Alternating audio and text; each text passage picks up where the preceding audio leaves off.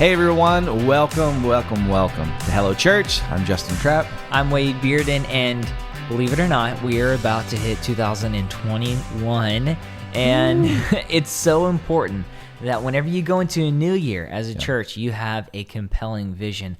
I think it's 10 times more important this year than last year or the year before. Well, and not only do you need to have a compelling vision, but really you need to know how to communicate that vision with clarity in a way that your congregation and your people connect with it and they memorize it and they relate to it and it's sticky, so to speak. Oh yeah, because it's possible to have a compelling vision and to have a vision that you feel like is from God on where the church should head and not be able to get people on board because you haven't worked through how to make it digestible and applicable to your people. What do they need to do? How do you go on this journey together? It's like sitting down and creating a roadmap on a trip for a road trip, but not thinking through what supplies you're going to take and how everyone's going to sit. That's just as important. Well, and if we're honest with ourselves too, and I've been guilty of this as well in the past, where the vision for the new year is more cutesy, or it's like, 2020 perfect clarity. It's cute, but it doesn't really mean a whole lot beyond like the first sermon on it. Follow the sun in 2021. There it is. It's like, okay, you got that out of your system? So today we're going to be sharing really how to communicate. Really, that's the big idea today, right? How to communicate the vision God has given you and to communicate it in a compelling and clear way. So before we jump in though, I will say we just recorded an episode we think is going to be very helpful for you, especially during this holiday season. It's our Christmas marketing blueprint episode. And really we talk through how to promote and how to market your Christmas services, whether in person or your stream, step by step. We do have a process that we follow here at Ministry Pass, and we've taught for a long time on how you can increase engagement and have a bigger attendance at your Christmas services and your viewership on your stream. It's really easy to follow too, but make sure that you watch that now because there's a certain timeline that you need to follow. Yeah, and in conjunction with that, we also have an episode where we talk about 7 streaming ideas for your online Christmas service. It kind of goes along with that blueprint. So listen or watch those two together and kind of get started. And this is kind of a follow-up. What happens after Christmas? So we're going to walk through how to develop and communicate a compelling 2021 vision. And we're going to follow an example. So we're going to take a hypothetical situation and kind of work our way through, and hopefully that'll kind of give you legs as you begin to develop your 2021 vision. So as it relates to your 2021 vision, you need to boil down your vision into one very clear and simple statement. It needs to be simple and clear. I say this all the time with some pastor friends of ours. They're like super hip, super trendy, and I'm always like the old grumpy guy, right? Where I'm having to say, hey, got to be clear, not clever, right? It doesn't have to be cute or clever. It needs to be clear. And I think the older I get, the more I value a clear message over a clever message. Yeah, and then 2, if you've got to figure out where God wants you to go, but if your vision is 100 things, then it's going to be really hard for people to hop on board. It's going to be just overwhelming. So doing your best to figure out where God wants to take you and communicating that in one sentence. So we're kind of going through an example, and our example is a church, maybe like your church. During 2020, many people have stopped attending because they are a little worried about the virus. Maybe you're meeting, maybe you're not meeting, and you're trying to get your church back on track, and you got to figure out where to go. So let's say that's the problem, and a pastor decides, okay, here's where I feel like God is wanting me to go, and creates a single statement. So here's our example statement. To reach people who've stopped attending church, we are going to launch a digital online campus. So you're essentially saying our vision is to have a healthy digital online campus. And I think there are a couple things about that statement that are important. One is it's clear and direct. Everybody knows where you're going. Mm-hmm. It's specific, right? Yeah. It's not ambiguous or, real generic and like, 2020 perfect vision, it's very specific, and it lays out a specific outcome. Yeah. And one of the things to remember, and I'll say this is one of our tips, is when you got to communicate the problem, this vision will solve as well. So not only does your statement need to be simple, but when you're communicating the vision that God has given you, you need to communicate the problem this vision will solve. Because if it doesn't solve a problem, right, there's no problem. If there's no tension, it doesn't feel as important. Yeah. So we've basically given you one sentence, and it might even be before you get to that, you've got to work through these other steps. Yeah. So think through what's the problem you're trying to overcome. So if we're looking at the example that we've given, the problem would be, as a result of the pandemic, many people have stopped attending church in person because of large crowds. This causes them to become more lonely, isolated, and disconnected from a relationship with Jesus. And notice something about that statement too, is it says, here's the problem, but here's how the problem is affecting people. They're isolated, they're lonely, and that's even affected their relationship with Jesus, their relationship with God. So, first thing first, what is the problem that you feel like the Holy Spirit is leading you to wrestle with over 2021? Make sure you state that clearly. Have it well defined in your mind. And this is a little sidebar tip. When you're communicating this vision for the first time, I think you have to lead with the problem, right? You have to lead with that tension. You have to lead with the why. Like, why what I'm about to share is really important for us as a congregation. How this, why this is important for our community, of course, the world at large. And so, well, even too, like if you walk out and you say, hey guys, our vision in 2021 is to start an online campus. I mean, that's fine. But if you walk out and you say, hey, look to your right, look to your left. There are less people here. There are less people here. Your friends are missing. People in the community that used to visit are not visiting anymore. There's a problem. And they're feeling isolated and lonely. That immediately says, hey, this is something really worth working through. And so that problem needs to be communicated clearly. Another thing that you've got to do when communicating the vision is you've got to communicate the philosophical problem this will solve. Not just the emotional problems this could solve. I mean, you talked about like isolation and people feeling lonely and the spiritual problem, but the philosophical problem. So the example we have is right here. People should understand the importance of the local church in their personal lives and shouldn't have to fear attending a weekend meeting. We believe church should be a place where people connect to other people in person, but also online so they can grow in their faith through a healthy and loving community. Yeah, you're basically stating your philosophical beliefs behind this problem. You're saying, here's the problem. Well, here's what we believe needs to be the answer. We think that people in the midst of all of this shouldn't have to choose between attending church safely and not attending church at all. We feel like there is something bigger. Now, this is just a hypothetical situation. For you, it might be planting a new campus. It might be growing your children's ministry or your youth ministry, hiring some more people on staff, whatever it is. What do you believe about the problem? Because this is essentially saying, I believe this, and this is why I'm going to act.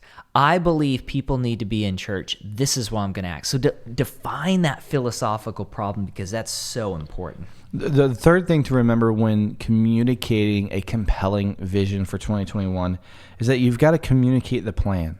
And I think using a simple 3-step plan of how you accomplish this vision is important. People love the threes, right? Yeah. 3 steps. It's just easy to remember. And I forgot there's an illustration about our brain, the way we process things. I should have wrote it down in my notes. But people remember things in 3 sequences of 3s a lot easier than if you just had 4 things or 2 things. But here's an example, right? So we've talked about the problem. We've talked about what specifically the outcome for this vision. Here's an example of a 3-step plan. Step one, we need to identify leaders in our church that will help us launch this new online campus. You're making a call for people that might be interested in helping. Maybe you have some people that are very tech savvy, and they've not really found a place for volunteering. Maybe they're just not. They feel awkward. They're introverts in person, but online, they're real tech savvy and they love hopping in forums and talking with people. They'd actually be great, right? That's step one. Step two is train the leaders and resource the team. And step three is launch the online campus and increase our influence for the gospel in our community. Yeah, it's 3 steps. And under that, you're probably going to have like sub steps. Sure. But it's so important to break that out, because you just say, oh, we're going to launch an online community. Okay, well, what do we try to do first? If you have 3 steps, you can communicate that to your congregation. You can also put dates on that with your team. You can say, okay, by this time, we are going to identify the leaders, reach out to them, and we're going to get the people we want involved who would like to be involved ready to go. We're going to name them. And then next, we're going to train the leaders and resource the team. You can put dates on that. You break it up. It doesn't feel so obtruse. It doesn't feel like, oh, I don't know how I'm going to ever get through this. I just got to take it one step at a time. And that's why it's so important to have a 3-step plan. Well, and another reason why it's important to have a 3-step plan, something that you can articulate quickly and just often, right, is people, let's be honest, people aren't that imaginative, right? And if you just say, like, here's the vision, we're going to start an online digital campus, and you leave it at that, people don't know what's next. They don't know how they can get involved. They don't know where we're at in the process of this. And so when you have a plan and you articulate that, here's the 3 steps that have to happen, they can sort of grasp that mentally and become engaged emotionally from that point. Another thing that you've got to remember is you've got to communicate what can be won, right? What successful things will happen if your church accomplishes the vision. I love Andy Stanley's his preaching format, me, we, God, you, we. And at the end of his messages, he always does a really good job of what would it look like if we all, what would our world, how would our world look different if we were to do X, Y, Z? Or, he's really good at communicating what can be won, what could happen if we all engage together. Oh, yeah. And so if we're thinking about this situation where we want to start an online campus, and we say this is our example. People in our communities will experience the joy of knowing Jesus and growing in their relationship with him. They will benefit from plugging into an online local community of believers where they and their children will hear the gospel, be challenged in their faith, and take the gospel to other parts of our community. So you're essentially saying, guys, imagine what will happen if we nail this. Imagine what could occur in our church, in our community, if we accomplish this goal. And that gets people really excited because they begin to see what could be instead of what is. The great leaders of our time, right? The great visionaries have always done a great job of communicating where we are at and where we are headed. Martin Luther King, Steve Jobs, they always communicated, like to your point, here's where we're at, here's where we could be going, here's what a win looks like for a society, for our culture, and for your context, your congregation.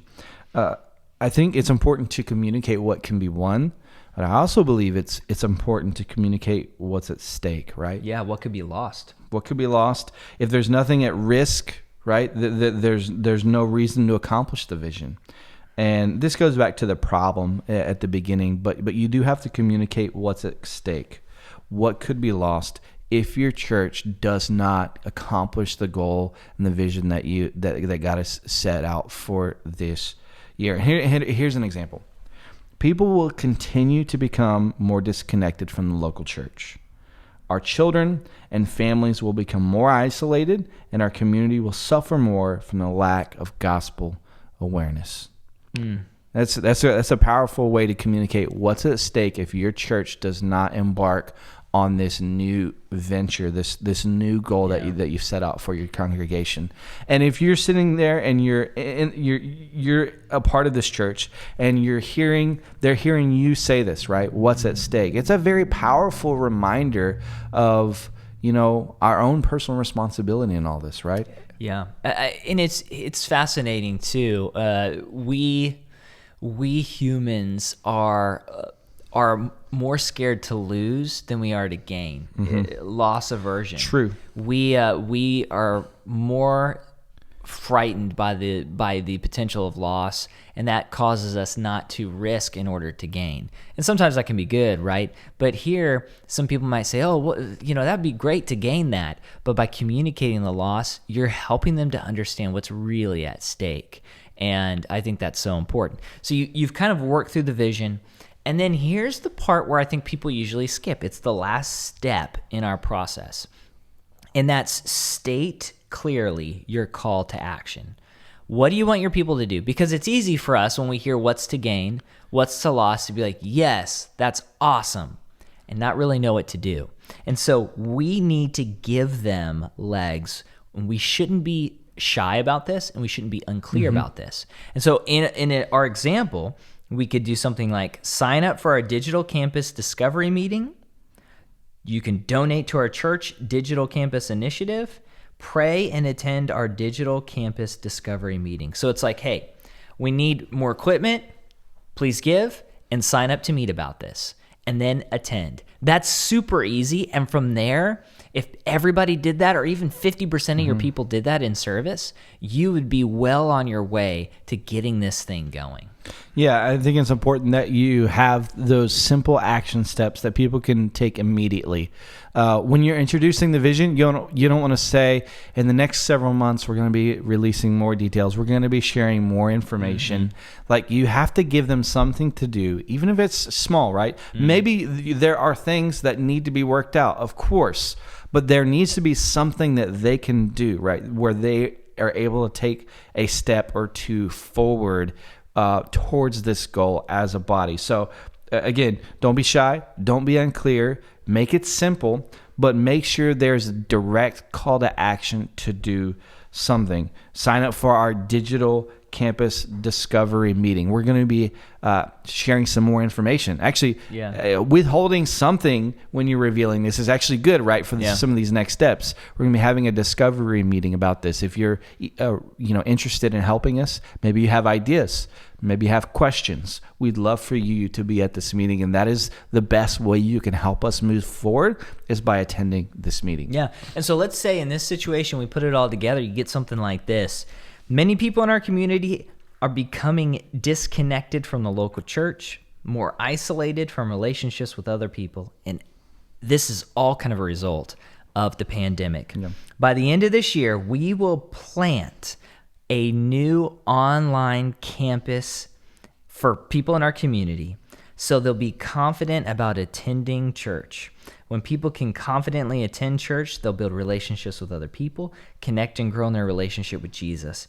And our community will see how the gospel can transform a city. So you give them that vision, you put it all together. This is where we're going. And I think that's going to help you be well on your way to accomplishing this vision for 2021. Again, it's important that you have a vision. I think every pastor watching this, you've probably already prayed and considered. Maybe even you feel like God has already given you the direction, right? But it's important that when you communicate this vision, that it is clear, it is compelling, and it's sticky, and your congregation is able to grab hold of it, connect with it, and then take action from there. That's really, really the key. So that's a few ways that you can communicate, a few ideas and thoughts and tips on how to communicate your vision clearly and in a compelling way for 2021. I would like to mention, we here at Ministry Pass, we just released something that can help you with your vision, help you sort of plan out long term. Is we've just released our sermon calendars. We have several different types of sermon calendars. And really these sermon calendars serve as a roadmap to you for a discipleship plan. So you can take a look at, we have 2021 versions, and they give you a roadmap and a big picture, a plan for the sermon series content that you're going to be working your congregation through over the next 12 months. They come with everything from the graphics, the media, small group discussion questions, the sermon content, sermon illustrations. Really, they come with everything you need as a starting place for your sermon preparation. And we have a few different calendars. You want to tell them a little bit about those? Yeah, so we have the topical calendar, which basically breaks up 2021 into different topics or themes. And we also have the expository calendar, which works through 2021 in large passages or by Bible books. And that's going to be helpful for a lot of people. We have a youth calendar, a children's calendar, and then 2 new calendars that we released this year are just super incredible. The lectionary calendar works through the church calendar, through holidays like Advent and Christmas and Epiphany and Lent, Pentecost. And I think that is going to be super helpful for so many pastors out there. And then we have the gospel story, which works through the entire Bible in 1 year, 52 weeks, tells the story of Scripture, and it connects it all to the person of Jesus. That's a special sermon series. I think it's going to be super helpful for churches because we want to give our people a foundation to build on, and that might be what your people need, a 52-week series through the entire Bible. Yeah, those are some of the sermon calendars that we have.